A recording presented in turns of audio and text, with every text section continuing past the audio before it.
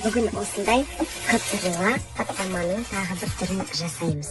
Қаттаманың ерекшелігі құрамында ашытқысы болады. Ыдысымызға ұн, тұз, ашытқы және сүтімізді құйып, жұмсақ қамыр илеп, біраз уақытқа қойып қоясыздар. Бөлек ыдысқа сұйық май мен майды ертіп қоясыздар. Ие қанған қамырымызды бірнеше бөлікке бөліп зуалаймыз. Әр зуаладан жұп-жұқа қамыр жаямыз да бетіне сары майды жағамыз. Қамырдың бетіне май жаққаннан кейін 2-3 минут қатып тұрғаны жақсы болады. Қамырымызды орап, бетіне пленкасын жауып 5 минутқа қоя тұрған дұрыс.